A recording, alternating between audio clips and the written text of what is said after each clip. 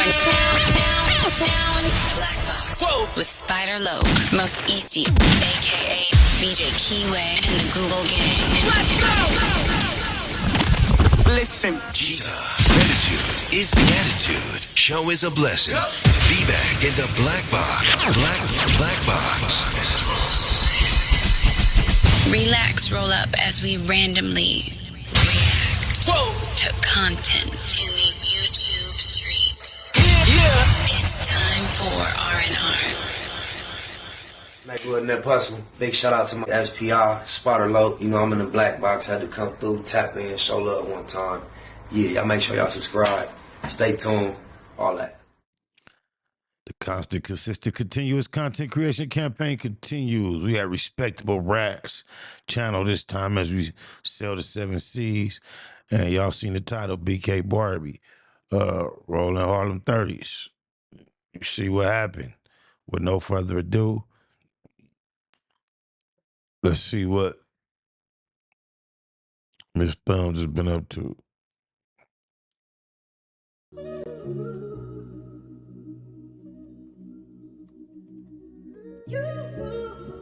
Today's video is going to be about BK Barbie from the Rollin 30's.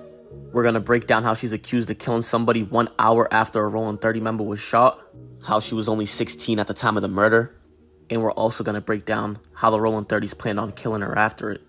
But let's get into it. On February 7th of 2010, the Rollin 30's would be throwing a party, and around 3 in the morning, a BPS member would come to the party and sneak in, and he would shoot a Rollin 30's member, and the person that was shot would be Lil Shady Boy. And right after that happened, Barbie and 3 others would jump in an SUV and drive to BPS territory, and one of the people in the vehicle would have a GPS monitor on their ankle.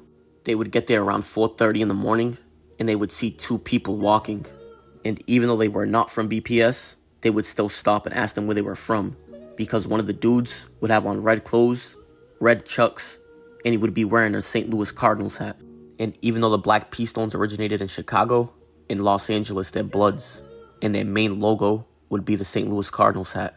And as you can see, BPS and the Rollin 30 share a border, and they would be main enemies. But the shooting would happen in that white circle, which would be in between the Rollin 20 Bloods and BPS Biddy Stones.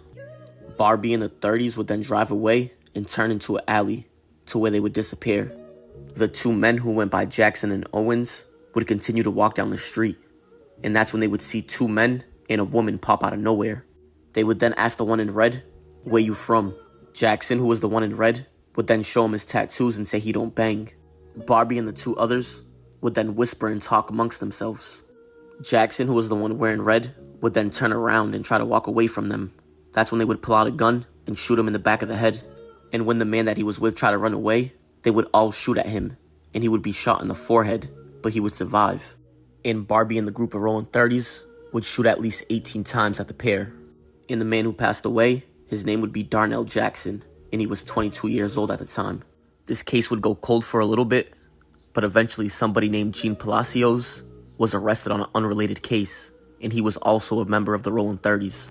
And for him to get some leniency on the unrelated case, he would tell officers All these type of videos, we got a chance, a time, a moment, the point where we pause and we reflect on. Somebody always do what he's doing with the laws, run their jaws. That's crazy.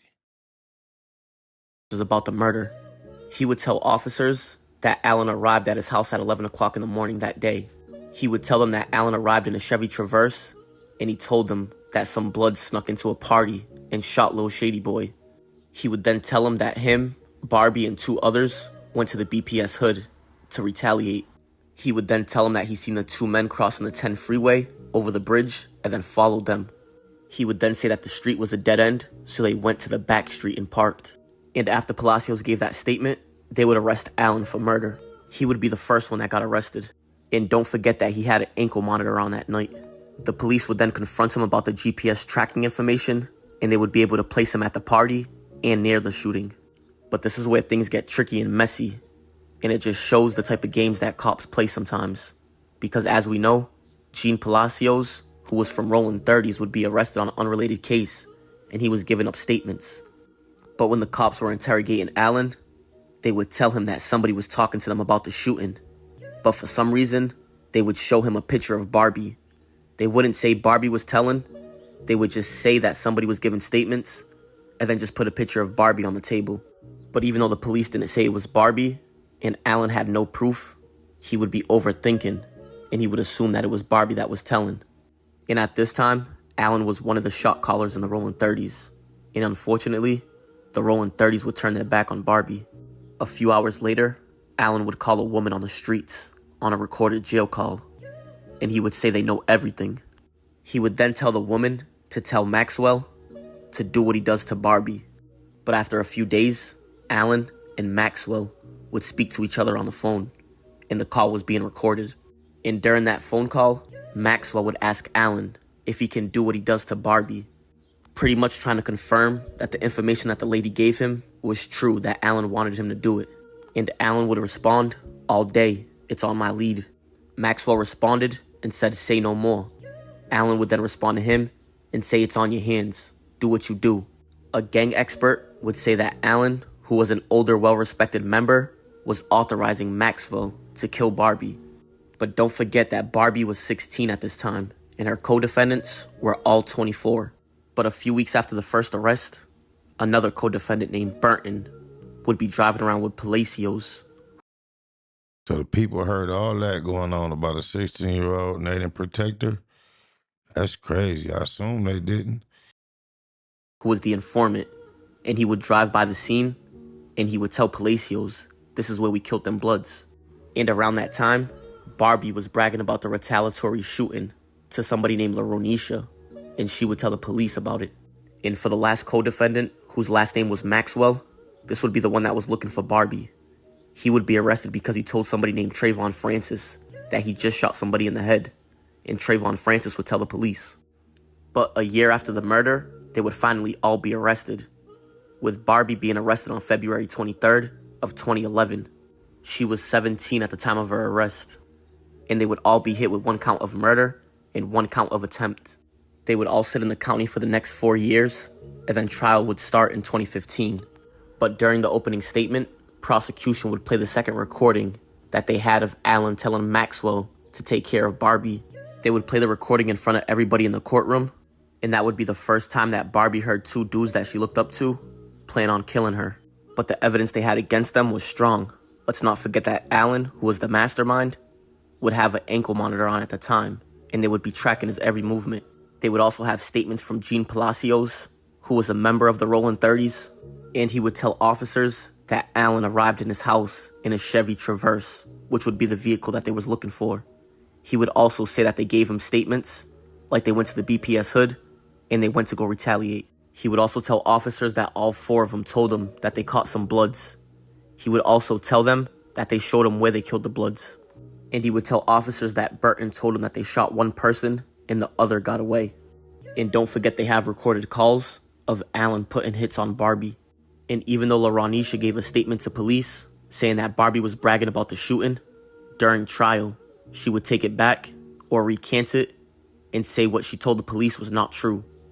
And the same thing would happen to Trayvon Francis. He would take the stand and say he lied to police after telling them that Maxwell told him he shot somebody in the head, and Barbie described what Jackson was wearing.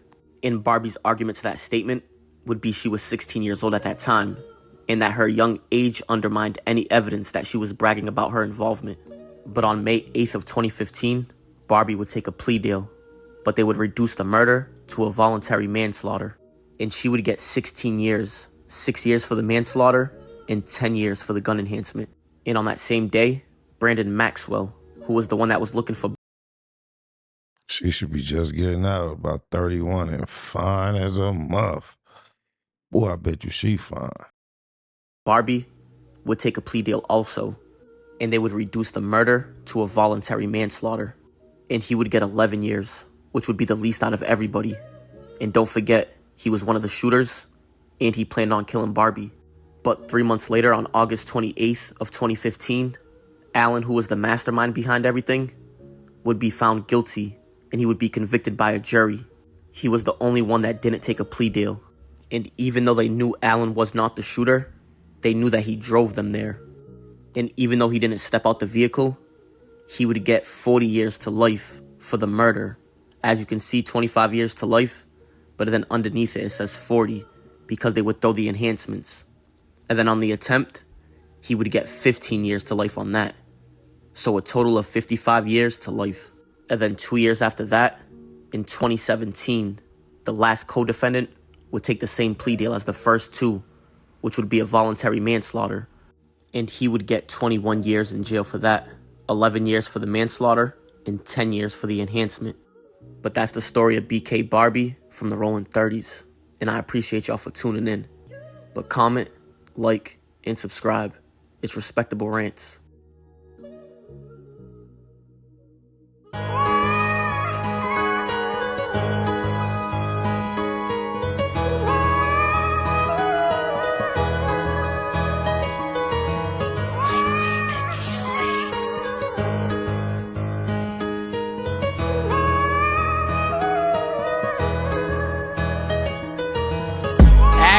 Play no games, we get cracking. We ball, we be shooting and passing, nigga. We stand tall like what's happening, nigga. We don't never do no lacking, nigga. What's happening, nigga? Active, don't play no games, we get cracking. We ball, we be shooting and passing, nigga. We stand tall like what's happening, nigga. We don't never do no lacking, nigga. What's happening, nigga? It ain't no I in the word team, we got us. It ain't too much, but I promise it's gonna be enough. Knock 'em down like duck hunt. Niggas know what time we on, or you a fly ass nigga? Well, it's the no fly zone. I used to care about that bitch until she did me wrong. Ain't had a nigga like me, bitch. I was your backbone. A gang of bitches in my contacts, I'm back on. Mafia alone, Mafia strong. I put the max on, we still steppin'. Mafia love to all the troops, and we still reppin'. Nigga, blame it on my roots, no question. So if you need me, I'ma pull through. And if I had to call the game, then niggas pulling up too. Riders like Infant G and Tiny MD. Big Dub, Tiny Dub, and can't forget Big G. Baby G, Big Slim, always chunkin', Big M's. Lil Mac down my bro, can't forget about him. Active, don't play no games, we get cracking. We ball, we be shooting and passing, nigga. We stand tall like what's happening, nigga. We don't never do no lacking, nigga. What's happening, nigga? Active, don't play no games, we get cracking. We ball, we be shooting and passing, nigga. We stand tall like what's happening, nigga. We don't never do no lacking, nigga. What's happening, I'm a man of my word, ain't going back and forth with none of you nerds. Been on them blocks, hanging out on them curbs. This shit ain't new to me. Bang like Shaq in the paint. What they gonna do with me? These niggas try their hardest to rap. I do this shit with ease, raised by G's, like Rooster and Uncle Freeze. I was like 15, shooting dice on my knees off the porch. Hanging with bangers, fuck playing sports. But shit, we full court pressing, get them off the court. Stand up nigga, squabble and I blam triggers. Gotta prove shit to none of you niggas on my soul. I'm hands on. The homies whipped him, he was in the wrong. Shoot at us, we shoot back, I call that ping pong. Mafia strong, I can't tell you when this shit gon' end. But for the moment in time being, I'm all in, shoot 10. The homies know I'm down to hang with him, bang with him, and ain't gon' change. I'm that same nigga. Active, don't play no games, we get cracking. We ball, we be shooting and passing, nigga. We stand tall like what's happening, nigga. We don't never do no lacking, nigga. What's happening, nigga? Active, don't play no games, we get cracking. We ball, we be shooting and passing, nigga. We stand tall like what's happening, nigga. We don't never do no lacking, nigga. What's happening, nigga? Yeah, that, we active, nigga. Pretty Tiny Max, yeah, that. Double M gang. A to the A to the A. Yeah, that.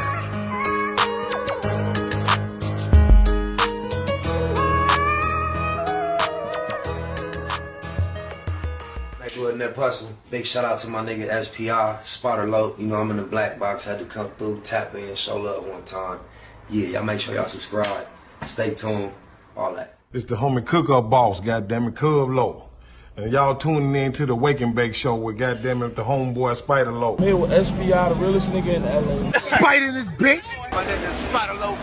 Spider Low, nigga. Spider Low. It's Spider Low. Spider Low. Spider Low. Spider Low.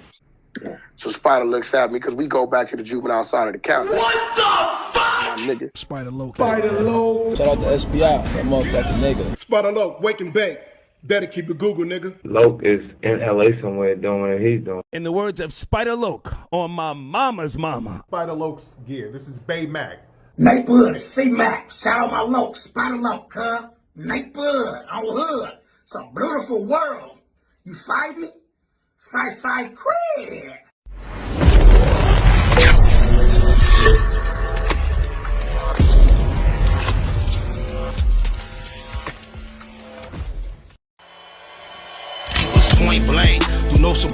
dissing. When I listen, I can tell you never been on no mission. Sticking to the script, don't care if I offend you. Neighborhood crib, the marathon I overlook my continue. competition, never seeing them. I done trained my mind that I'm going. You could tell by how I walk, talk, I'm a boss. A east side millionaire, homie, what you thought? My life is a movie. They can't get close to me. They mad cause they can't be. I'm everything that they wanna be. Yeah. You are now in the Black Box with Spider Loke, Most Easty, aka BJ Keyway, and the Google Gang. Let's go!